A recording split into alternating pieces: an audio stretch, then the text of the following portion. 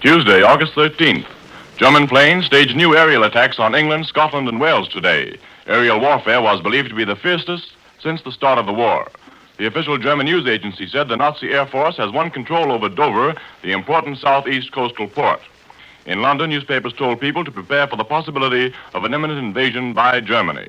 Their general attitude was that the blitzkrieg has started. Now for the news from the British capital. Go ahead, London.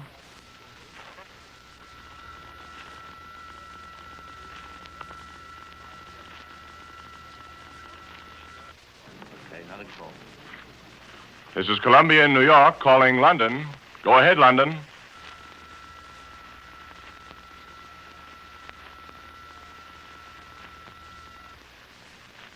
This is Columbia in New York calling London.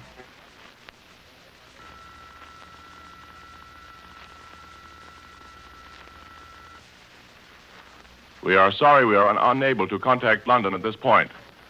We have just found that our London correspondent is ready. Go ahead, London.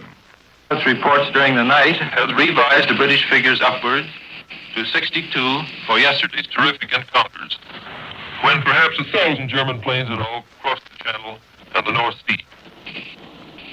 The score of British losses for yesterday is put at 13. And 55 of those German planes reported down were shot down by fighters, the rest by anti-aircraft fire. Well, something is bound to give way. This cannot continue indefinitely. Either so many British ships, planes, and air bases are going to be smashed up that the Nazis can command the air over Britain and stage an invasion with real chance of success, or German plane losses will mount so high they will have to stop these raids. The battle for Britain is not only on, it is in its crucial phase. Whether Britain lives or goes down very probably depends on what's happening now in these August days. There appears one serious danger. The mass of British people who live far away from these coastal attacks believe that each day's events bring further victory to Britain as the Nazi planes go down. Instead of the back-to-the-wall fighting attitude which ought to be developing at a time like this, the public in general tends to become more complacent. If, as we are always told, the British can stand the truth, if adversity only makes them tougher, then some serious conception of the damage bound to be done by several hundred bombers a day ought to be given them. Those of us who saw what happened to public morale in France know the latent danger of picturing these raids as a danger chiefly to hen houses and schoolyards. At any rate, if British figures are correct, then the Nazis have lost no small item: 127 airplanes in 2 days. In 1 week, according to London estimates, they have lost 191 aircraft over this island. Thus, since the beginning of the war, the British themselves would have accounted for 3,100 German planes, most of them, of course, over northern France. British losses since war began are put at a few more than 700. Since the attacks began on June 18, Germany is said to have lost 450 planes. This does not include the 982 which the French destroyed, as they announced from Vichy yesterday. All in all, an Allied estimate of around 4,000. There is no confirmation in London this morning that long-range shells from German batteries have landed on this island. The British press this morning is again full of Mr. Hoover's proposals to send food to the peoples of invaded European states. The only hint of any kind of agreement that the blockade be thus broken is contained in a Daily Telegraph editorial this morning. And this paper points out that food shipments could never be permitted unless the distribution system was absolutely cast iron. The British are at the greatest crisis in their long history. They are themselves being blockaded. They are in no mood to allow anybody, even their American friends, to assist Hitler in cleaning up the mess he has made in Allied countries. This is Eric Severide in London. I return you to Columbia, New York. That was Eric Severide reporting from the British capital, London. Now, for the news of the German capital, we are to take you to Berlin. In the meantime, here is a late dispatch. Berlin, an official news agency communique asserting today that 89 British planes had been shot down yesterday with a German loss of only 24, added, Since the early morning hours, German bombers are again en route to England. And now for the news of the German capital, we take you to Berlin. Go ahead, Berlin.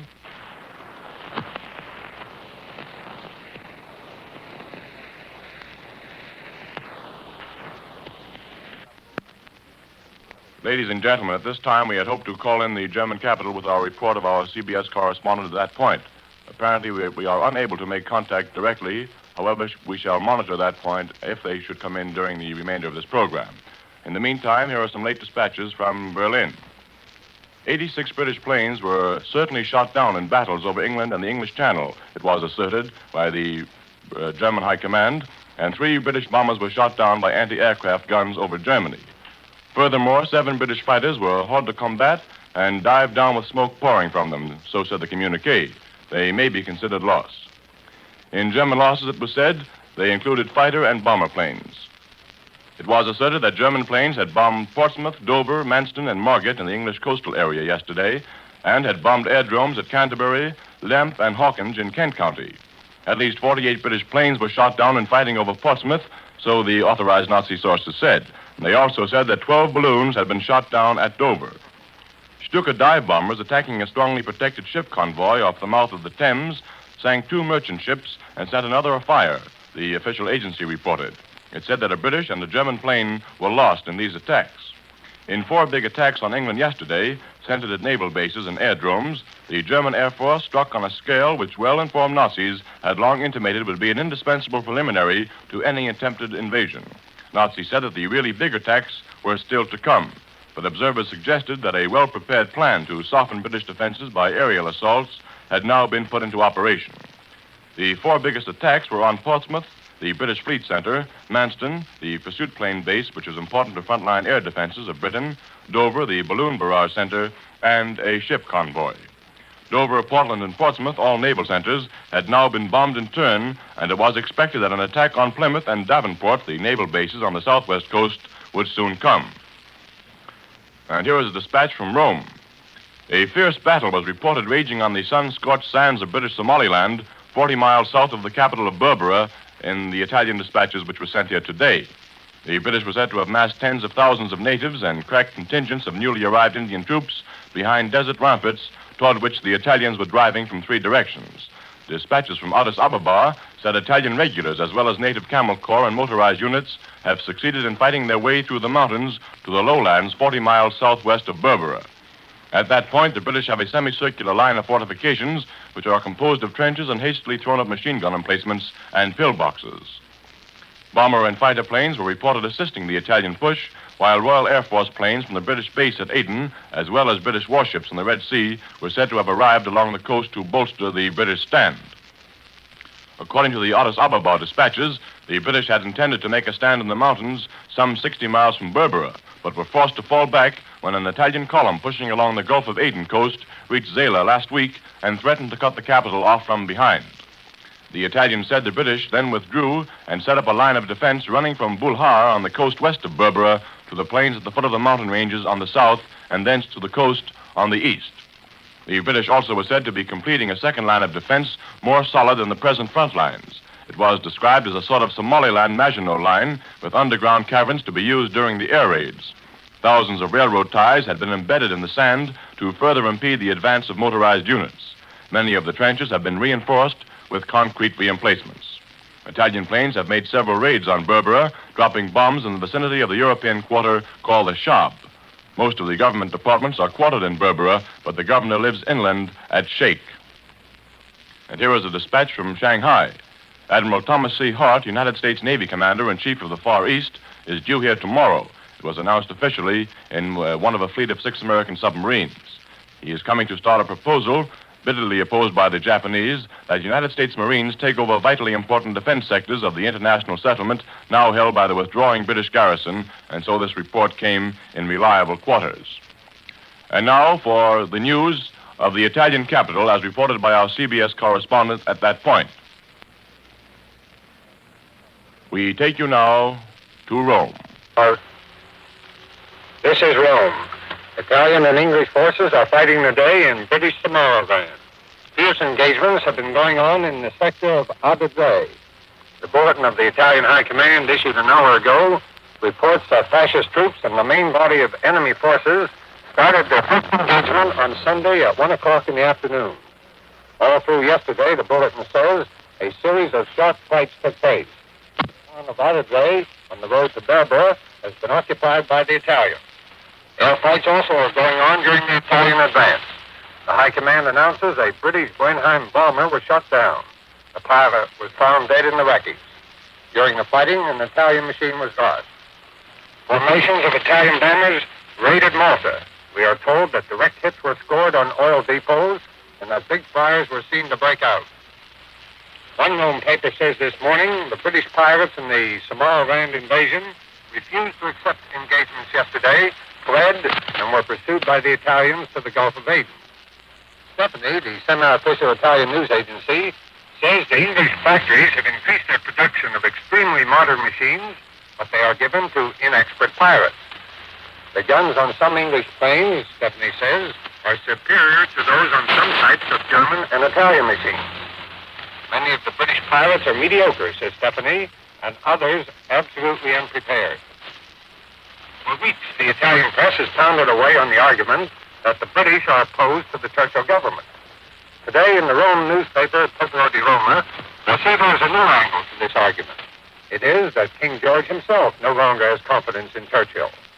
The Popolo di Roma believes it significant and strange that Churchill and the Archbishop of Canterbury are not making speeches. The Archbishop says the paper is authorized by tradition to interpret the thought of the British Crown. His silence, claims the paper, shows that the King disapproves of the objectives of the government and the Ministry of Information's distortion of the truth. The Popolo di Roma says Churchill has not been received by the King for 3 weeks. The King, adds the paper, evidently prefers to get his information from a more reliable source. The Fascist Confederation of Industrialists today announced it had started to investigate damages from the Franco-British contraband control.